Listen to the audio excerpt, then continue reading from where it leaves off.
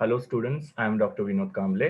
इस वीडियो के अंदर हम लोग देखने वाले हैं फंक्शंस ऑफ अ सेक्रेटरी, जिसका मतलब होता है कि सेक्रेटरी क्या क्या काम करते हैं। नाउ सबसे पहले सेक्रेटरी का फंक्शन होता है वो है करस्पॉन्डेंस। नाउ करस्पॉन्डेंस का मतलब क्या होता है? कम्युनिकेशन करना। तो ये बहुत ही इंपॉर्टेंट फंक्शन होता है हर एक सेक्रेटरी को का। हर एक सेक्रेटरी को ये काम करना पड़ता है, जिसके अंदर सेक्रेटरी को क्या करना पड़ता है कि इनवर्ड और आउटवर्ड मेल्स। नाउ मेल का मतलब यहाँ पे ईमेल नहीं, मेल का मतलब लेटर्स। ओके, सो सेक्रेटरी जो इनवर्ड मेल होता है, इनवर्ड मतलब जो लेटर सा है वो, या आउटवर्ड मेल मतलब जो लेटर भेजने हैं वो, उनको संभालने का काम जो होता है सेक्रेटरी करती है। जैसे कि सपोज कोई लेटर आया, तो वो लेटर किसके नाम से आया उस तक वो लेटर पहुंचा देने का। और आउटवर्ड मतलब सपोज बॉस ने अगर बोला कि ये पर्टिकुलर पर्सन को आप लेटर लिखो, जैसे बैंक को या गवर्नमेंट को या किसी शेयर होल्डर को, तो सेक्रेटरी क्या करती है? आउटवर्ड मेल भी करती है, मतलब उनको लेटर भेजने का काम भी करती है। तो इस तरीके से इनवर्ड और आउटवर्ड मेल जो होता है ये काम को हैंडल करती है सेक्रेटरी, जो करस्पॉन्डेंस में आता है। जैसे मैंने आपको बोला कि लेटर मतलब मेल, वैसे ही आजकल क्या होता है ईमेल भी हो सकता है। तो जो भी ईमेल वगैरह आए उसको रिसीव करने का, और जिसका वो ईमेल है उनको वो इन्फॉर्म करने का। और आउटवर्ड मतलब क्या, कि किसी को अगर ईमेल भेजना है तो वो भी भेजने का काम सेक्रेटरी करते हैं। तो कहीं ना कहीं पे मैसेज को पहुंचाने का काम जो है वो सेक्रेटरी कर रही है, that is called as correspondence. उसी के साथ साथ अगर सपोज कस्टमर से, गवर्नमेंट से, या किसी भी शेयर होल्डर से, सप्लायर से, किसी के पास भी कुछ अगर इंक्वायरी आती है तो उसको हम लोग को क्या करना है? रिप्लाई करना है। तो सेक्रेटरी वो रिप्लाई देने का भी काम करती है।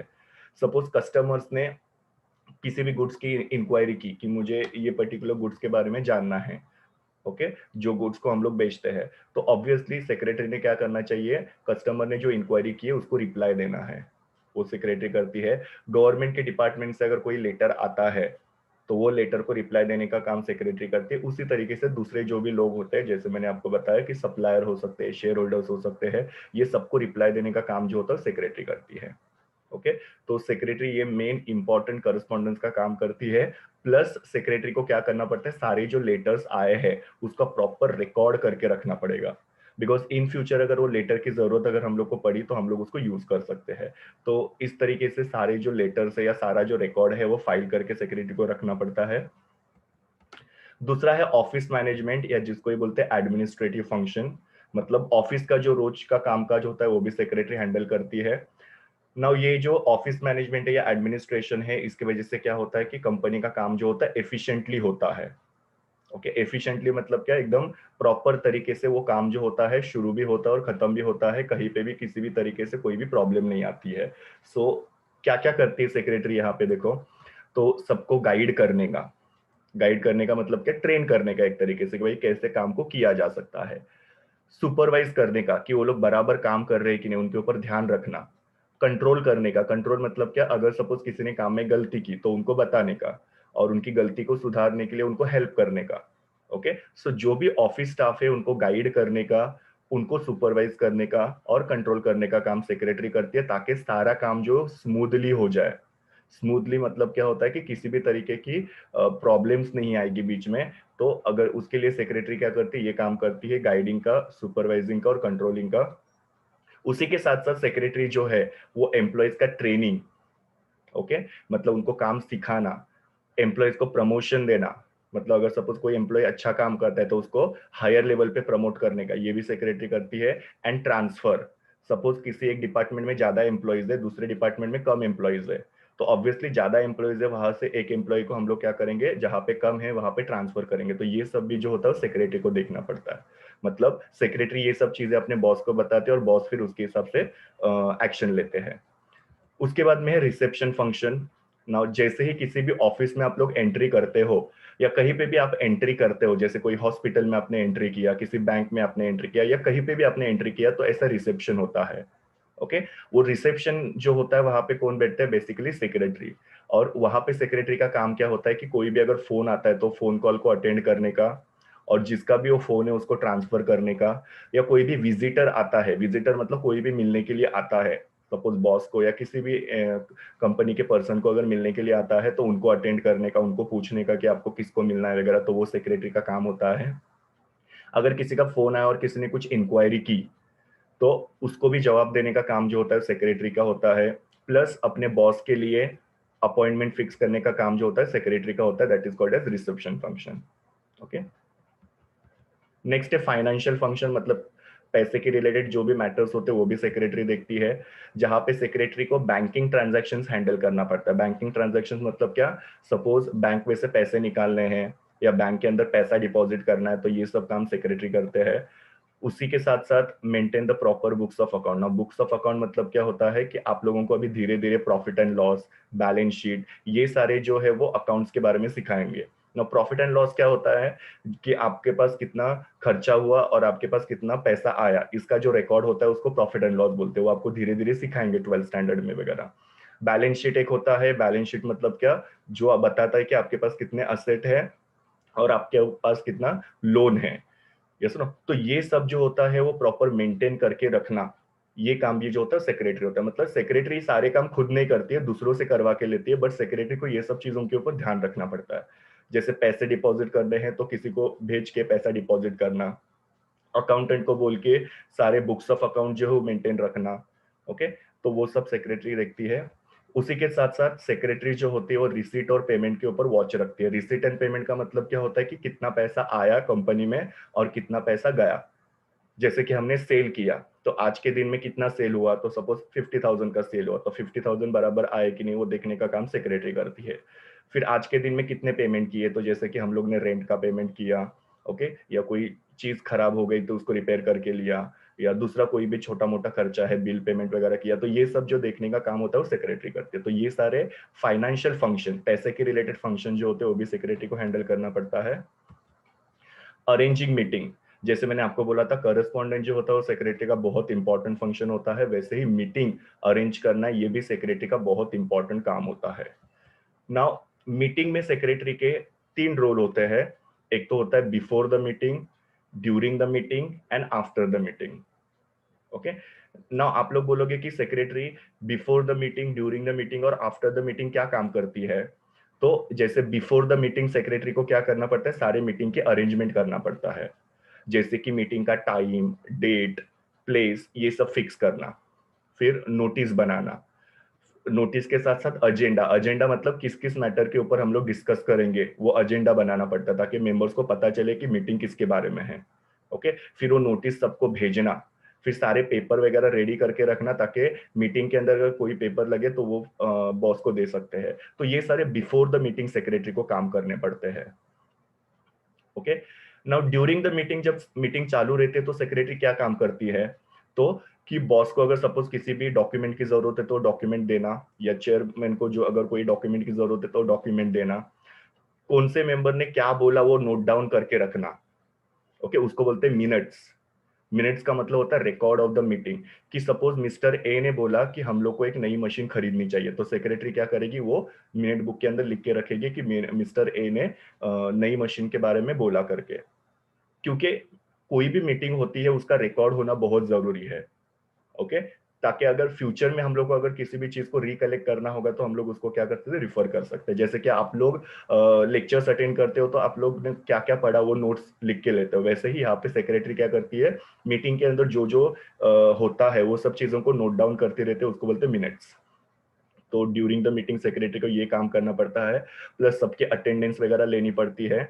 ओके, फिर बाद में आफ्टर द मीटिंग, मीटिंग खत्म होने के बाद में सेक्रेटरी क्या करती है, तो जो भी मिनट्स सेक्रेटरी ने लिख के लिए थे वो रफ रहते हैं, बाद में फिर सेक्रेटरी क्या करती है, उसको मीटिंग होने के बाद में 30 दिनों के अंदर फेयर करती है, और उसको बोला जाता है मिनट बुक। और ये मिनट बुक अगर सपोज किसी को चाहिए होगा तो बाद में वो उनको दिया जाता है। मतलब सपोज सारे मेंबर मीटिंग में नहीं आए, उसमें से कुछ मेंबर जो थे एबसेंट थे, पर उनको बाद में जानना है कि मीटिंग में क्या हुआ था, तो वो लोग मिनट बुक से जान सकते हैं। तो मिनट बुक बनाना बहुत जरूरी है। तो सेक्रेटरी मिनट बुक भी बना के रखती है मीटिंग होने के बाद में 30 दिनों के अंदर, और जो जो डिसीजंस मीटिंग के अंदर लिए थे उन सबको इम्प्लीमेंट करना। इम्प्लीमेंट करना मतलब क्या, लागू करना। जैसे कि सपोज मीटिंग के अंदर डिसाइड किया था कि हम लोग नई मशीन खरीदेंगे, अभी सेक्रेटरी क्या करेगी, वो नई मशीन परचेस करने के लिए सारे बोलते हैं ना एक्शन लेना शुरू कर देगी, मतलब सबके पास से कोटेशन मंगाना, इंक्वायरी करना वगैरह, वो सब चीजें सेक्रेटरी करते हैं। तो जो जो डिसीजंस मीटिंग में लिए वो सबको इंप्लीमेंट सेक्रेटरी करती है। ओके, तो सेक्रेटरी का काम बिफोर द मीटिंग होता है ये सब चीजें, ड्यूरिंग द मीटिंग भी होता है ये, और आफ्टर द मीटिंग होता है ये। अभी कंपनी के अंदर अलग अलग मीटिंग्स होती है। एक होता है एनुअल जनरल मीटिंग, जो साल में एक बार होता है, और ये मीटिंग जो होती है वो शेयर होल्डर्स की होती है। उसके अंदर कंपनी के सारे इंपॉर्टेंट डिसीजन जो होते हैं वो लिए जाते हैं। ओके, जैसे कि सपोज ऑडिटर का अपॉइंटमेंट करना है, किसी और डायरेक्टर का अपॉइंटमेंट करना है, कहीं पे इन्वेस्टमेंट करना है, या सुनो, ये सब चीजें जो होती है वो एनुअल जनरल मीटिंग में की जाती है, जिसको एजीएम बोला जाता है। दूसरा होता है बोर्ड मीटिंग। बोर्ड मीटिंग जो होती है बोर्ड ऑफ डायरेक्टर्स की होती है, और बोर्ड मीटिंग जो होती है वो 3 महीने में एक बार और साल में 4 बार होती है। तो ये आपको याद रखना है। इसमें बोर्ड ऑफ डायरेक्टर क्या करते हैं, कंपनी के प्रोग्रेस के बारे में रिव्यू करते हैं कि कंपनी का कितना प्रोग्रेस हो रहा है, कितना ग्रोथ हो रहा है, अगर कंपनी में लॉस हो रहा है तो लॉस क्यों हो रहा है, वो सब चीजें यहाँ पे बोर्ड ऑफ डायरेक्टर डिस्कस करते हैं। Because board of director company के मैनेजर्स होते हैं, तो उनको एक मीटिंग बुलानी पड़ती है 3 महीने में एक बार, और जिसमें वो लोग चीजों के बारे में डिस्कस करते हैं, प्रॉब्लम्स के बारे में वो लोग डिस्कशन करते हैं। और थर्ड वाली मीटिंग होती है मैनेजिंग कमेटी की। मैनेजिंग कमेटी मतलब जो कंपनी को एक्चुअली में मैनेज करते हैं, तो वो लोग महीने में एक बार वगैरह मीटिंग कर सकते हैं। सो annual general meeting share holder की होती है, बोर्ड मीटिंग जो होती है वो बोर्ड ऑफ डायरेक्टर की होती है। तो ये आपको याद रखना है, ये अलग अलग मीटिंग्स होते हैं। ये मीटिंग में सेक्रेटरी का बहुत इंपॉर्टेंट रोल होता है। नेक्स्ट है statutory functions. Now statutory word का मतलब आप लोग यहाँ पे ऐसा ले सकते हो, कंपलसरी। मतलब ये काम जो है सेक्रेटरी को करने ही पड़ते हैं। ये काम अगर सेक्रेटरी नहीं करेगी तो कंपनी को फाइन लग सकता है, पेनल्टी लग सकता है, इवन सेक्रेटरी को फाइन भरना पड़ सकता है। ओके, नाउ जो भी एक्ट है ना, कौन सा एक्ट, सपोज आपका जॉइंट स्टॉक कंपनी है, तो जॉइंट स्टॉक कंपनी के लिए कौन सा एक्ट होता है, इंडियन कंपनीज एक्ट 2013। ओके, ये जॉइंट स्टॉक कंपनी का एक्ट है। अगर आपका पार्टनरशिप फर्म है तो उनका कौन सा एक्ट है, इंडियन पार्टनरशिप एक्ट 1932। ऐसे हर एक बिजनेस के अलग अलग एक्ट होते हैं। अभी आप पूछोगे कि एक्ट क्या होता है। सो एक्ट मतलब क्या होता है, कानून, जिसके अंदर वो बिजनेस को चलाने के सारे रूल्स एंड रेगुलेशंस लिखे रहते हैं, और वो रूल्स को आपको फॉलो करना पड़ता है। जैसे कि कोऑपरेटिव सोसाइटी है, तो कोऑपरेटिव सोसाइटी के लिए भी एक्ट होता है, Maharashtra state cooperative society act 1960, जिसके अंदर कोऑपरेटिव सोसाइटी का कामकाज कैसे चलेगा उसके सारे रूल्स एंड रेगुलेशंस लिखे रहते हैं, जिसको प्रोविजंस बोलते हैं। सो हर एक बिजनेस के अलग अलग एक्ट होते हैं। ओके, मैं वापस से रिपीट करता हूँ। आपकी अगर जॉइंट स्टॉक कंपनी है तो आपका एक्ट होगा इंडियन कंपनीज एक्ट 2013। आपका अगर पार्टनरशिप फर्म होगा तो आपका एक्ट होगा इंडियन पार्टनरशिप एक्ट 1932। आपका कोऑपरेटिव सोसाइटी होगा तो आपका एक्ट होता है महाराष्ट्र स्टेट कोऑपरेटिव एक्ट 1960।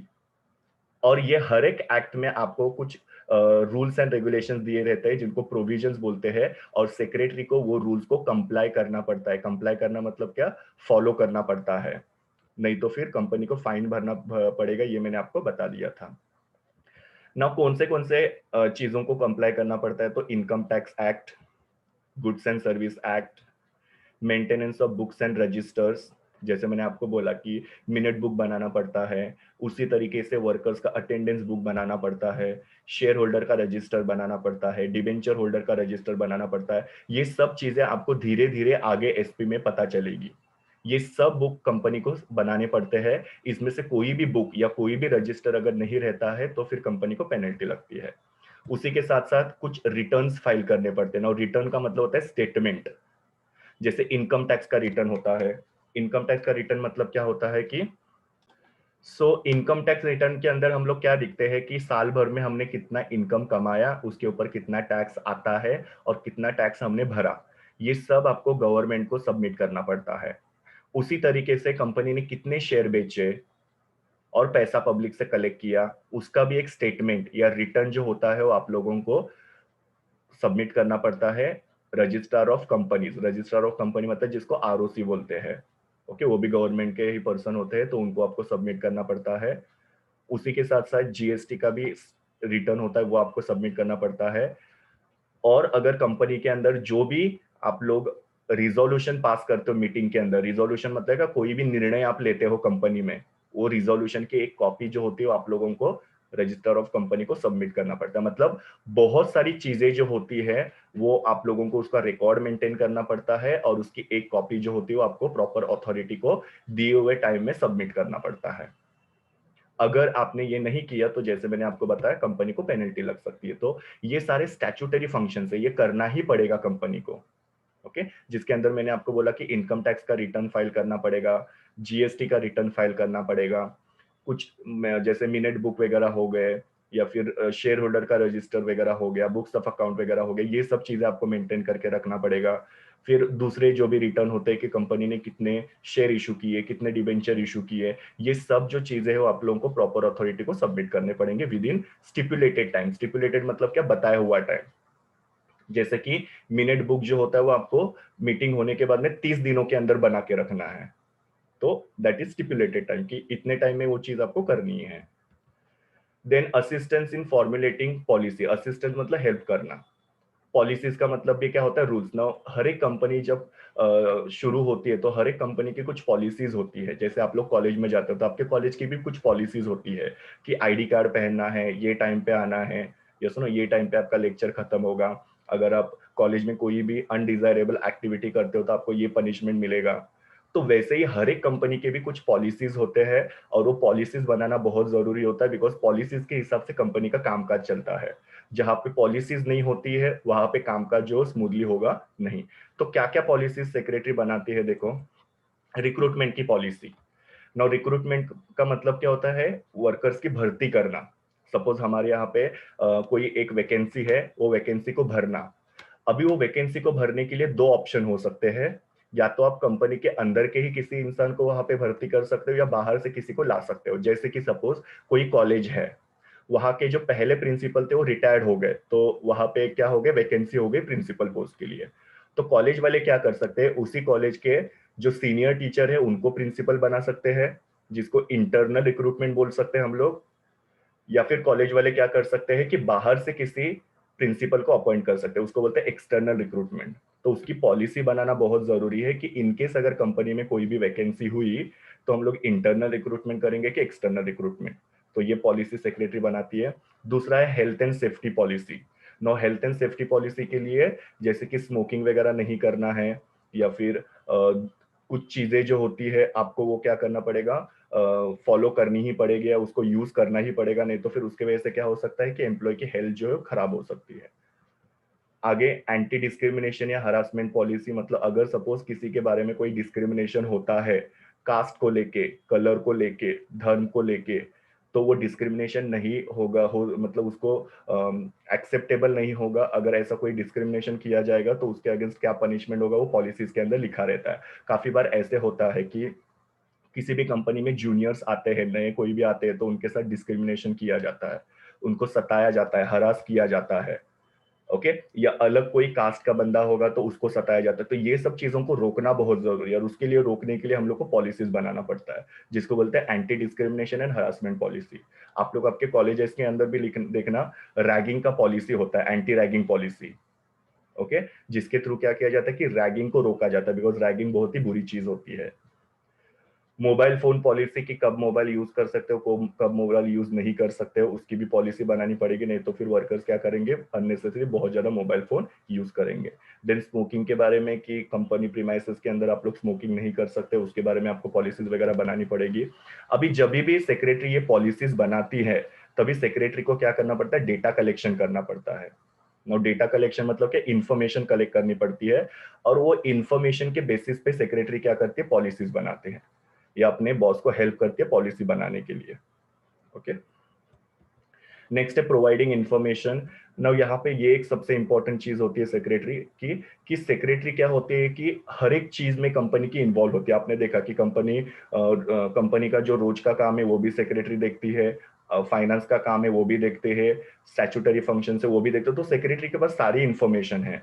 तो किसी को भी कोई भी इंफॉर्मेशन की अगर जरूरत लगती है तो सेक्रेटरी वो क्या करती है, इंफॉर्मेशन प्रोवाइड करती है। मतलब किसी भी डिपार्टमेंट को कुछ जानना है तो सेक्रेटरी वो इंफॉर्मेशन उनको प्रोवाइड करते हैं। नाउ सेक्रेटरी जो होती है और किसको किसको इंफॉर्मेशन देती है, जैसे कि मैनेजमेंट को। उनको अगर जानना है कि कंपनी का सेल्स कितना हुआ है, कंपनी का प्रॉफिट कितना हुआ है, तो वो इंफॉर्मेशन सेक्रेटरी मैनेजमेंट को देती है। बैंक को अगर कोई भी इंफॉर्मेशन चाहिए रहेगी, कोई भी लेटर चाहिए, कोई भी डॉक्यूमेंट चाहिए, तो सेक्रेटरी वो प्रोवाइड करती है। गवर्नमेंट डिपार्टमेंट को अगर कोई इंफॉर्मेशन चाहिए तो वो भी सेक्रेटरी देती है। शेयर होल्डर्स का अगर कोई प्रॉब्लम होगा या उनको कोई इन्फॉर्मेशन चाहिए तो वो सेक्रेटरी, और उसी के साथ साथ एम्प्लॉय को भी अगर कुछ चाहिए रहेगा या उनके कोई भी प्रॉब्लम्स हो गए, उनको कोई इन्फॉर्मेशन चाहिए तो सेक्रेटरी प्रोवाइड करती है। तो अलग अलग लोगों को इन्फॉर्मेशन देने का काम जो होता है वो सेक्रेटरी करती है। तो ये सारे फंक्शंस होते हैं सेक्रेटरी के। ये मेरे URL है जहां से मैंने इमेजेस ली है। Thank you students, please do like, share, comment and subscribe to my YouTube channel and also recommend my channel to your friends. We will meet in the next video.